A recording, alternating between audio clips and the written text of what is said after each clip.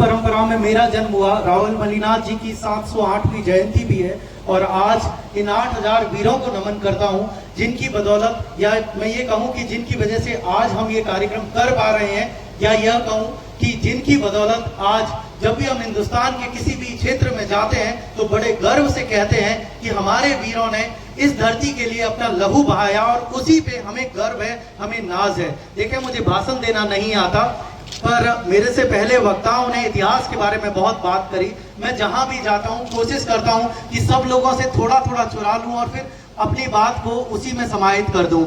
मेरे से पहले आदरणीय शक्ति सिंह साहब ने बहुत अच्छे तरीके से आज के समय में हमारे समाज को क्या करना चाहिए इसके बारे में बात करी। मेरे से पहले वक्ताओं ने गिरी सुमेल के युद्ध के बारे में बहुत कुछ बताया। मैं माफी चाहूंगा, मैं ज्यादा इतिहास के बारे में क्योंकि जानकारी नहीं रखता, तो जब आपको जानकारी नहीं हो तो उसके बारे में ज्यादा बात नहीं करनी चाहिए। मैं सिर्फ यह जानता हूं कि हमारे परिवार के उन 8000 वीरों ने, जिन्होंने अपनी जान दे दी और इस रक्त संचित ये जो भूमि है, इस भूमि का नाम हमेशा के लिए अमर कर दिया।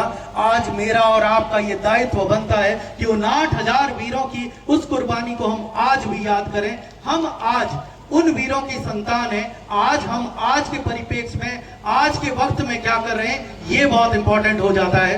यहाँ एक कर्नल साहब भी विराजमान है, मैं अभी उनसे बात कर रहा था, तो मुझे लगता है कि इन शहीदों को सच्ची श्रद्धांजलि तब होगी जब आज भी हम उन वीरों की तरह अपने बच्चों को तैयार करें जो भारत की सेना में जा सके और उन वीरों की तरह हमारे पूरे परिवार का नाम रोशन कर सके। तो आज यदि हम इस वक्त की बात करें तो ये मुझे कहने में कोई अतिशयोक्ति नहीं है। हमारे समाज ने भारत की सेना को बहुत सारे सिपाही दिए, परंतु जब भी मैं किसी स्टेज पर जाता हूं तो देखिए, हम यहाँ जैता जी को, कुंपा जी को याद कर रहे हैं। ये सेना नायक थे, ये सेनापति थे। तो ये कहते हुए मुझे बड़ी शर्म आती है कि आज भारतीय सेना की यदि हम बात करें तो ऐसे सेना नायक हमारे समाज से बहुत कम संख्या में निकल रहे हैं। तो मुझे लगता है हमारे वीरों को सच्ची श्रद्धांजलि तभी होगी जब आप और मैं, यहाँ की ये समिति आज तय करे कि हम भी इन वीरों से प्रेरणा लेंगे और आने वाले वक्त में चाहे भारत की सेना हो, चाहे वायु सेना हो, चाहे नौसेना हो,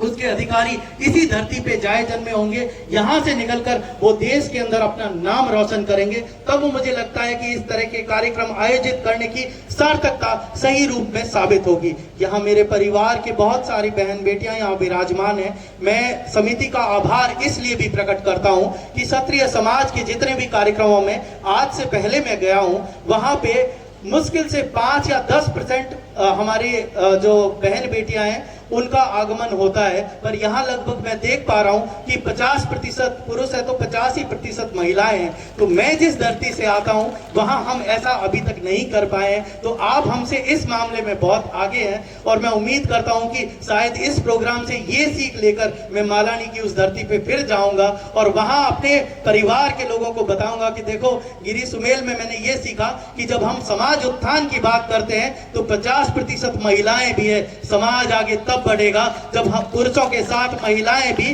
कदम से कदम मिलाएगी।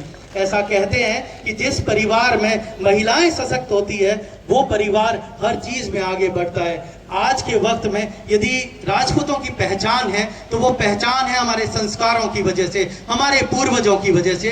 तो मैं या मेरी जनरेशन के जो लोग हैं उनका ये दायित्व बनता है कि अपने परिवार का नाम ऊपर कैसे लेके जाएं, हमें इस पे बात करनी पड़ेगी। अभी मैं यहाँ सुमेर सिंह जी से पूछ रहा था कि हमारे यहाँ पे आसपास कितने छात्रावास बने हुए हैं, कितने बच्चे हैं जो छात्रावास में रहते हैं, परंतु मुझे इसका जवाब नहीं मिला।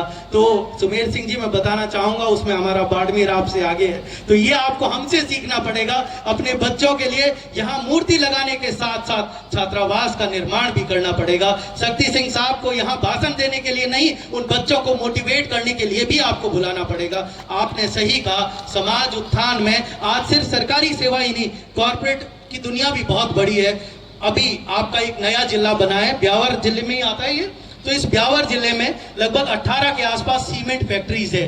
ये क्षेत्र तब आगे बढ़ेगा जब इन 18 फैक्ट्रीज का जनरल मैनेजर आप और मेरे परिवार से होगा। तो हमारे बच्चों को अब ये शिक्षा दीजिए कि इन फैक्ट्रीज में जॉब कैसे लगेगी और यहाँ लेबर बनने की आवश्यकता नहीं है, इसमें मैनेजर कैसे बनेंगे, इसकी बात भी अब हमें इस कार्यक्रम से करनी पड़ेगी। हमें इतिहास से प्रेरणा लेनी है, इतिहास से हमें प्रेरणा लेनी है कि हम कभी कोई गलत काम नहीं करें। इन 8000 वीरों में मुझे पूरी उम्मीद है कि ये सिर्फ राजपूत नहीं थे, 36 ही कौम के लोगों ने हमारे साथ अपने सर कटाए हैं।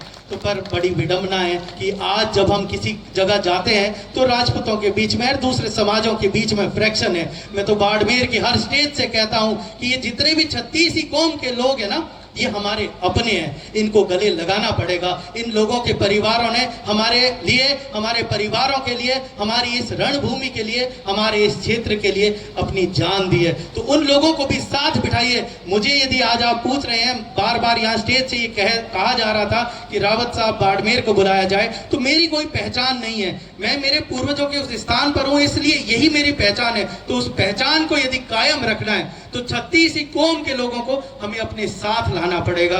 उन लोगों को भी अपना समझना पड़ेगा, उनके सुख और दुख को भी अपना समझना पड़ेगा और उनको साथ लेकर के आगे कैसे बढ़े, इस पे हमें विचार करना पड़ेगा। क्योंकि मैं जहां भी जाता हूं तो वहां नशे के विरुद्ध बात करता हूं। तो आज मुझे ये कहने में कोई ज्यादा बुरा नहीं लगता, पर ये सच है कि हमारे समाज में आज भी ऐसी बहुत सारी कुरीतियां हैं। अब वक्त आ गया है जब हम शराब नामक ये जो चीज है इसको अपने समाज से उखाड़ फेंके। जितने भी हमारे समाज की कुरीतियां हैं उनको अपने अंदर से निकाल कर बाहर फेंक दें। चाहे वो मृत्यु पे कोई मृत्यु भोज हो या फिर कभी किसी के कभी शादी ब्याह के अंदर ये जो अंट संट खर्चा हम रात की पार्टीज में करते हैं, इन सबको हम उखाड़ फेंके। तो जब भी इस तरह का कोई कार्यक्रम आयोजित होता है तो मैं वहां सभी से यही गुजारिश करता हूं कि आज वक्त आ गया है कि जब आप इस कार्यक्रम को खत्म करने की घोषणा करें तब ये घोषणा करें कि आज यहाँ इस पंडाल में बैठे हुए सभी लोग प्रण लेंगे कि हमारे समाज की किसी एक कुरीति को पकड़ लीजिए या मेरे अंदर कोई यदि कुरीति है तो उसको आज हम यही त्याग करके जाएंगे। मुझे लगता है आज वक्त इस चीज का है, इस पे आप मेरी बात पे गौर करने की कोशिश कीजिएगा। मेरे को बताया गया कि यहाँ ओरण बचाने के लिए जो बहुत ही सुंदर काम कर रहे हैं, तो मेरे पड़ोसी जिले जैसलमेर से मेरे कुछ साथी आए हुए हैं।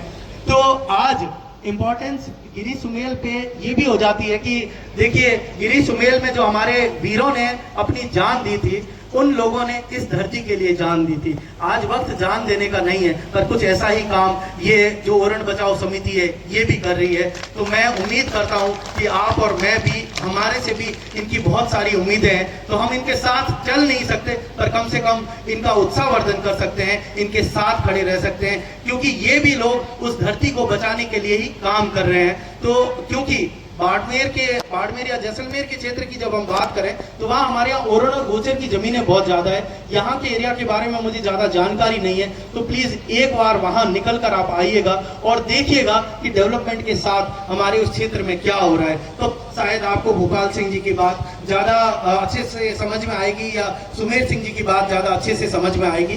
क्योंकि आज इसका टॉपिक नहीं है तो मैं ज्यादा इस पे बात नहीं करूंगा।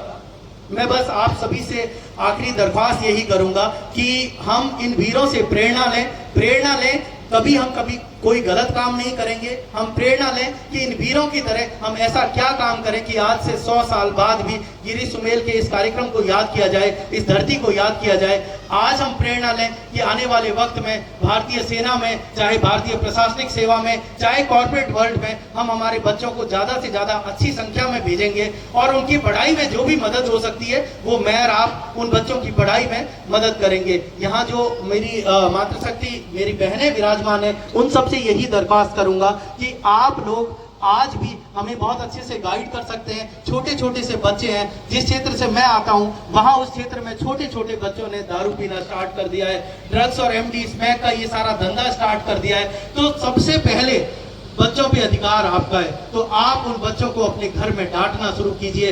जरूरत पड़े तो उन पे हाथ उठाइए, क्योंकि जब आप उन पे हाथ उठाएंगे ना तो उनका भविष्य सुधर जाएगा। हालांकि देखिए मैं नहीं जानता कि इस क्षेत्र में क्या हालात है, पर जिस क्षेत्र से मैं आता हूँ वहाँ हालात बहुत बद से बदतर होते जा रहे हैं। आज वक्त आ गया है कि समाज को आपकी सबसे ज्यादा जरूरत है। पहले भी हमेशा आप ही लोगों ने हमें गाइड किया है। आप देवी जगदम्बा का रूप है, तो उस अपने रूप को पहचानिए, अपनी शक्ति को पहचानिए और हमारे समाज के बच्चे जो पथ भ्रष्ट हो रहे हैं उनको सही रास्ते पे लाने की कोशिश कीजिए। यही गुजारिश भी करता हूँ। इस आयोजन समिति का बहुत आभार प्रकट करता हूँ कि आप लोगों ने मुझे यहाँ आमंत्रित किया, बोलने का मौका दिया। मैंने यदि कोई गलत बात कही हो तो उसके लिए माफी चाहूंगा। जय हिंद, जय भारत।